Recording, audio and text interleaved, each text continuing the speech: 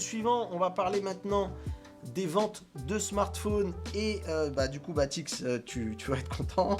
On va parler des ventes de smartphones et j'ai vu l'article, Samsung reste le numéro 1 mondial devant Apple. C'est assez dingue hein, parce que moi depuis que je suis l'univers des smartphones, des ventes d'appareils, j'ai toujours connu Samsung en tant que leader. Il a été plusieurs fois à quelques... Il a, je crois, été d'ailleurs une fois dépassé une fois par Apple de mémoire. Il a toujours su rebondir. En tout cas, Huawei a été aussi une très grande menace. Huawei avait atteint la seconde place et ils étaient à ça de leur passer devant. Sauf qu'après, Donald Trump a croisé leur route et les a torpillés comme jamais. Il faut savoir que ça reste au troisième trimestre, c'est ça, les chiffres sont arrêtés au 30 septembre. On n'a pas le dernier mois et c'est quand même important puisque du coup, on le sait, en septembre, il y a les annonces d'Apple. Donc on va dire que les iPhone 14 sont pas pris en compte pour le moment. Alors on va voir hein, parce que cette année c'est pas non plus la gamme qu'Apple risque de le plus de vendre. Pour être étonné, mais j'y crois pas. Et en gros, pour vous donner la position sur le marché, c'est que Samsung est en tête avec 21% de part de marché. Pour cet article qui est fourni par Clubic et qui est écrit par Samir Ramoun, qui nous pond cet article, et qui a été chercher les chiffres de chez Counterpoint, voilà, pour qu'on ait un petit peu la tendance de ce marché. Au niveau des concurrents, c'est très simple. On a Apple avec 16%. C'est pour ça qu'on va voir si... je suis pas sûr qu'à la fin de l'année, ils aient fait plus de 6% par rapport et qu'ils leur feraient passer en tête devant Samsung. On a Xiaomi qui est juste derrière, qui est à 13%, qui est vraiment selon moi le concurrent qui sera peut-être un jour à même de venir embêter Samsung, même s'il y a encore des choses, je trouve, du côté de chez Xiaomi à faire. J'ai l'impression que c'est pas comme Huawei, que la marque elle a beau faire plein d'efforts et que pour l'instant elle n'arrive pas même au même stade que ne l'a été Huawei à l'époque. On va voir comment ça va bouger parce que du coup ils ont récupéré le partenariat avec Leica, si je dis pas de bêtises, au niveau des photos.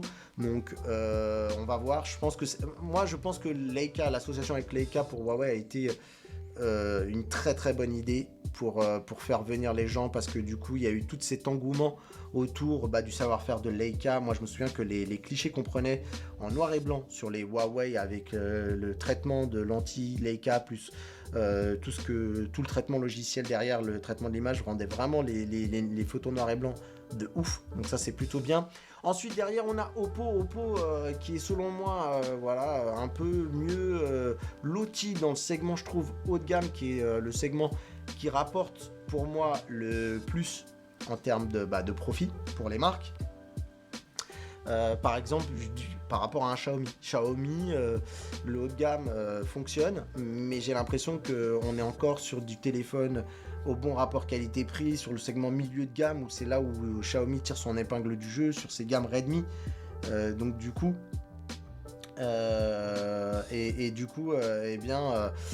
Oppo a un meilleur positionnement sur le haut de gamme, je trouve, a une meilleure image là-dessus. Et où d'ailleurs ils essayent de venir sur des segments plus bas au niveau mass market, ils essaient d'avoir des téléphones milieu de gamme, entrée de gamme. Autant le milieu de gamme fonctionne bien, j'ai l'impression que l'entrée de gamme chez les Oppo ça marche pas super ouf.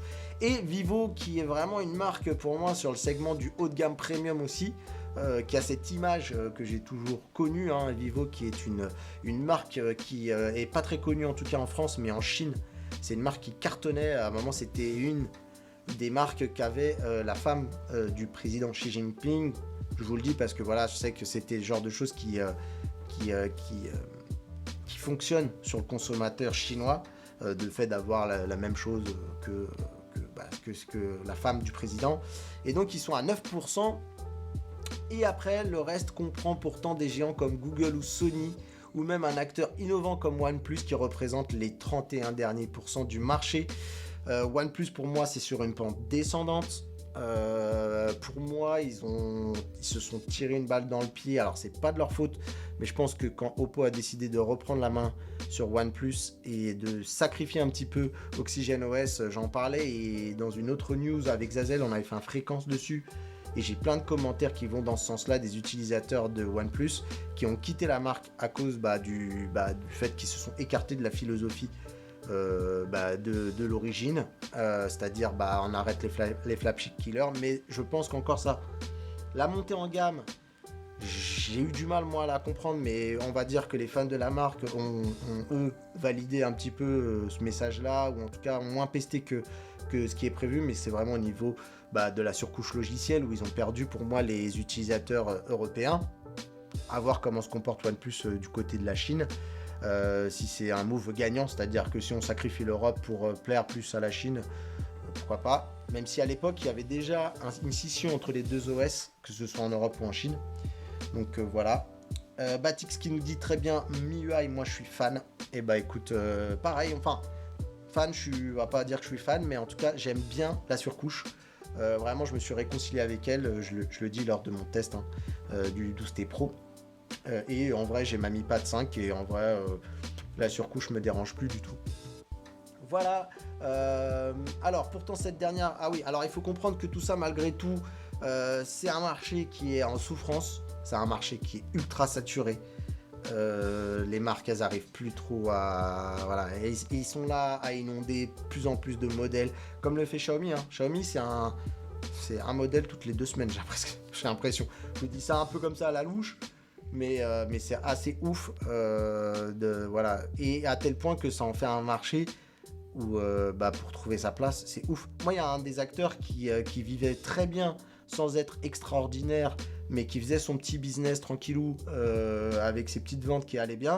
Aujourd'hui, Wiko, ça a disparu. Et d'ailleurs, j'ai vu une news apparemment qui dirait que Wiko était en train de préparer un téléphone sous Harmony OS. Franchement, c'est vraiment une marque... voilà. Il y avait des gens en tout cas qui travaillaient chez Wiko que j'affectionnais beaucoup, mais en vrai, Wiko, c'est une marque qui s'est un petit peu perdue. Alors, qu'est-ce qu'on a dit? Voilà, donc c'est un marché qui est en souffrance. Il faut savoir qu'aujourd'hui, c'est un marché qui est en baisse depuis 2014. Ça descend au plus bas. Ça a baissé de 12% sur un an et ça n'a guère cru que de 2% par rapport au deuxième trimestre pour atteindre le volume global de 301 millions d'appareils vendus. Il faut savoir qu'avant la pandémie, on était sur 400 millions d'appareils. Et voilà. Alors, ils expliquent ce problème-là par plusieurs facteurs. Je vais vous les lire. La plupart des grands fournisseurs ont continué à subir une baisse annuelle des expéditions au troisième trimestre de 2022. Alors, ils nous disent l'escalade de la guerre russe en Ukraine, la méfiance et les tensions politiques sino-américaines en cours, les pressions inflationnistes croissantes dans toutes les régions, une crainte accrue de récession et l'affaiblissement des monnaies nationales ont érodé la confiance des consommateurs, frappant une demande déjà affaiblie. Alors ça, c'est dit par l'analyste senior Harmet Singh Walia. Moi, on est d'accord que tout ça, ça joue. Mais en vrai, pour moi, c'est pas le facteur numéro 1. Les gens sont tellement accros, c'est tellement... Nous, on le dit d'ailleurs en tant qu'analyste tech, on dit que le smartphone, c'est le doudou numérique. Et en vrai, je trouve que la problématique, elle est déjà arrivée bien avant. Et que je pense qu'on n'aurait peut-être pas tout ça. Ça serait pas non plus de ouf. Les gens se sont lassés de changer de téléphone tous les ans. Le marché est devenu plus mature. On a des téléphones milieu de gamme aujourd'hui qui font tourner tout globalement. Donc du coup, on fait moins d'oseille parce que on est sur des profits qui sont moindres. Je pense qu'il y a aussi le fait qu'il y a eu un essoufflement de l'enthousiasme des téléphones parce qu'en même temps, les constructeurs, à part nous proposer des téléphones qui font des meilleures photos à chaque fois, il n'y a plus grand chose à se mettre sous la dent en termes d'innovation. Et je vais en revenir juste à la fin, c'est pas totalement vrai. Mais pour moi, le smartphone pliant sera une réponse à ce problème-là. C'est-à-dire que ça va pas tout révolutionner, ça va pas tout changer. Les gens vont pas se remettre à racheter du téléphone. Je suis pas sûr parce que tout le monde n'est pas convaincu par le pliant. Moi, je le suis. Moi, j'ai hâte de pouvoir passer au pliant. Mais un des problèmes aussi, et il est de la faute des constructeurs, c'est que les gens ils se sont un peu enflammés sur les prix. C'est-à-dire qu'à un moment, on a connu une phase où les téléphones, ils étaient à des prix 800, 900 € pour les haut de gamme premium. Je vais même parler de segment premium, parce que maintenant, pour moi, ça a carrément, il y a la gamme premium qui est venue se positionner, qui est venue naître, on va dire, par rapport au haut de gamme. Mais en vrai, ils se sont enflammés sur les prix, quoi. Ils ont vu Apple commencer à dépasser petit à petit des barrières. Hein. On a vu les fameuses barrières du 1000 euros, du SMIC, la blague de ouais, bientôt le SMIC pour un smartphone. Et en fait, sur Android, ils se sont chauffés. Ils n'ont pas compris que les acheteurs Android, c'était pas non plus forcément les acheteurs Apple. Et qu'en plus, il y a du choix. Et que les gens, au bout d'un moment, ils disent voilà, il y a toujours des gens pour acheter du tel premium, c'est-à-dire de vouloir le dernier must du must, mais que cette part, c'est pas la majorité du marché. Et pour moi, c'est en fait ce qui leur arrive, c'est beaucoup de leur faute. C'est-à-dire, ok, on fait que de la photo, donc les gens qui s'en foutent un peu de la photo, ou qui en tout cas sont ravis déjà de leur tel à 200, 300, 400 euros, iront pas sur ce segment-là pour racheter un nouveau téléphone, et en même temps, on gonfle les prix. Et on n'a plus rien à proposer de très ouf. Et on le voit même le fait de dire rachetez un téléphone, vous aurez les dernières versions d'OS. Non, pas forcément, ça passionne pas les foules. Les gens ils veulent un téléphone avec des applis qui fonctionnent. D'avoir Android 13, Android 11, 10, 14, ce que vous voulez, c'est même pas un argument. Alors qu'on sait que les constructeurs, ils se moquent quand même des consommateurs en faisant parfois des téléphones qui ont à peine une montée de version, si ce n'est jamais des fois, sur certains modèles moins chers. Et ils font avec les petits ajouts, les petites mises à jour de correction de bugs ou de correctifs de sécurité. Alors oui, aujourd'hui, déjà qu'à l'époque, on était moins enclin à renouveler tous les ans notre téléphone. Alors oui, aujourd'hui, la guerre, et encore la guerre, je trouve... c'est un problème plus pour les constructeurs, pour faire transiter les marchandises, pour tout ça. Mais nous, en fait, la guerre en Ukraine, sur ce segment-là, je trouve que l'impact, il est... Ouais. Par contre, oui, le prix, déjà qu'ils se chauffent sur les prix, si en plus nos monnaies, elles sont beaucoup moins fortes, et forcément, si les gens aussi ont moins de pouvoir d'achat, oui, ok, le téléphone, ça reste quand même un produit qu'on va... sans aucun doute sacrifier en se disant ça attendra, tu vois. J'ai un Galaxy S20, il attendra, je prendrai pas le prochain qui arrive, quoi. Alors, qu'est-ce qu'on dit? Les prix montés quand on a voulu de la qualité photo sur smartphone. Est-ce que non, on a vraiment voulu, ou est-ce que c'est les constructeurs qui ont trouvé plus que ça à nous vendre pour nous faire acheter des téléphones? Tic, je te pose la question. Agadian, tu vois, nous dit très clairement, je me suis toujours pas remis en fait qu'aujourd'hui des téléphones 200-300 euros soient considérés comme des bas de gamme.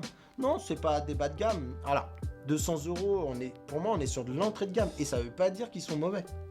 Moi, j'ai testé des téléphones à 200 euros. Alors, j'aime la photo, donc c'est un petit peu problématique, mais en vrai, à quelque chose près, si j'avais pas le choix, j'ai eu des Redmi Note 7 et tout. Ils faisaient le café normal. J'aurais pu vivre avec sans trop me plaindre. Voilà, après c'est juste que moi, tu vois, et encore aujourd'hui on dit ça, mais prends un Pixel. La gamme A, tu prends même pas le modèle de cette année, tu prends le 5A, et t'as un truc qui fait le café de ouf en termes de photos. Moi j'aurais pu vivre avec un 5A, easy quoi. Easy, tranquille. J'ai acheté le Pixel 6, je veux raconter ma vie. J'ai pris le dernier Google, là, le Pixel 6. Uniquement pour avoir la puce Tensor parce que j'avais envie de voir la nouvelle puce de Google à l'œuvre, j'avais envie de voir ce qu'elle allait proposer, la tester par moi-même. Comme Google d'habitude m'envoyait les téléphones, elles ne m'ont pas envoyé et que c'était parce qu'ils changeaient de puce. Mais sinon, je pense qu'en vrai, Google m'aurait pas envoyé le Pixel 6, il serait resté chez Qualcomm. Je serais resté avec mon Pixel 5. Très bien. Et déjà, le Pixel 5, il a une puce milieu de gamme. Un milieu de gamme haut quand même, mais milieu de gamme, tu vois. Un truc qui fait tourner les jeux, même si je joue pas, voilà. Voilà, mon Redmi Note 11 Pro plus 190 € pour Batix. Et je pense que t'es content, ravi, voilà. Et en vrai, aujourd'hui, les téléphones, ils sont bien meilleurs pour des prix. Y a pas besoin de claquer des 1000 et des 100 en vrai. Par contre, voilà, moi, là où j'attends, c'est le smartphone pliant. J'attends d'avoir un truc qui soit, peut-être, tu vois, pour la nouveauté, je serais prêt à mettre un petit billet. pour le moment, j'y suis pas, mais un truc à 800 euros, je commence déjà à réfléchir. 600, je pense que j'achète, tu vois. Genre, je revends le mien, parce que l'idée, c'est pas non plus, voilà. Soit je revends le mien, soit malheureusement, je fais un peu une collection de pixels, vu que Google m'a fourni les autres. J'ai un peu la petite collection. Moi, madame, elle utilise, par exemple, c'est madame qui utilise le Pixel 5 aujourd'hui. Tu vois, je serais bien tenté de le garder. Ou sinon, bah, je le revends et tu vois, je rajoute ce qu'il faut pour me prendre un petit pliant. Parce que je suis fasciné par le pliant. Mais encore une fois, hein, ça va être un délire qui va aider quelques années au marché à un second souffle. Mais il va falloir vite travailler sur autre chose pour après donner envie de racheter. Voilà. Et c'est une bonne chose qu'on arrête de surconsommer, de vouloir acheter. On en revient au casque VR, hein, mais Meta, le Quest 2, en vrai, on râle parce qu'on a envie de nouveautés. Mais en vrai, je te cache pas que le Quest 2, c'est encore le casque que je mets le plus sur la tête parce que aussi sur le Pico, j'arrive pas à retrouver mes amis, j'arrive pas à faire du. Voilà. Mais en vrai, je trouve que la politique de faire tenir le casque 3 ans, très bien. 3-4 ans. Après, en fait, pour moi, il faut changer la techno quand on sent qu'on est arrivé au bout de ce qu'il y a à l'intérieur. Une fois qu'on a tout utilisé, que le casque il est un peu arrivé au bout de ce qu'il pouvait faire, de ce qu'il pouvait donner, et qu'en fait on voit qu'à côté les développeurs ils sont là avec des nouveaux jeux plus puissants, des choses comme ça, des nouvelles façons de faire les choses avec un passe-front en couleur, des choses comme ça. Là pour moi on se dit ok, on continue de maintenir le Quest 2 en sortant un Quest 3, encore 1 an ou 2 pour certains jeux. Et voilà, ça fait genre un truc sur 5 ans. Pour le mec qui veut pas passer au Quest 3 tout de suite, je trouve ça très bien. Et j'espère que le smartphone, ça sera un peu pareil. En fait, pour moi, les innovations, les trucs cool, ce qui serait bien, c'est qu'ils se bougent à nous donner des fonctionnalités sympas dans nos téléphones, sans forcément nous contraindre à du hardware. Et ça, malheureusement, c'est pas dans leur intérêt. Donc voilà pour ce sujet du smartphone. Merci à toi d'avoir regardé cette vidéo. N'hésite pas à aller nous voir sur Twitch. Si tu veux me soutenir, tous les liens sont dans la description. On se dit à très bientôt. Restez connectés.